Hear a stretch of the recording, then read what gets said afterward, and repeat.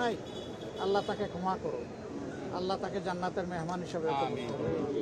কিন্তু পরবর্তী পর্যায়ে দেখা গেল যে রোগীর যারা আত্মীয় স্বজন তারা একটু অন্যরকম আচরণ করলেন এবং যেই ডাক্তারটা তার সমস্ত যোগ্যতা অভিজ্ঞতা দিয়ে চিকিৎসা দিল আন্তরিকভাবে, তারপরেই তারা আক্রমণ করে বসলেন এবং তাকে এমনভাবে আক্রমণ করলেন যে মেরে ফেলার উপক্রম হলো।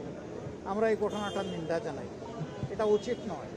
এইভাবে চিকিৎসকদের যদি তাদের নিরাপত্তা বিঘ্নিত হয়, কোনো চিকিৎসক তো কাজ করতে পারবে না।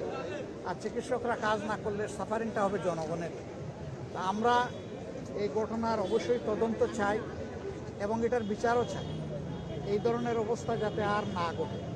কিন্তু যে লোকটা দুনিয়া থেকে চলে গেছেন, মারা গেছেন যিনি, তার জন্য আবারও আমরা দুঃখ প্রকাশ করি, আবারও তার জন্য মাগফিরাত চাই। তার আত্মীয় স্বজনের ধৈর্য ধরা উচিত ছিল। ওনারা কেমনে বুঝলেন যে চিকিৎসা ভুল বা শুদ্ধ? যদি ভুল হয় তাহলে একটা তদন্ত কমিটি এই ব্যাপারে যাদের অভিজ্ঞতা আছে তারা তদন্ত করে বলবে যে এটা ভুল বা শুদ্ধ। এইভাবে সবাই যদি আইন নিজের হাতে তুলে নিয়ে বিচার শুরু করে দেন, একটা দেশ সভ্য দেশ হিসাবে গণ্য হতে পারে না।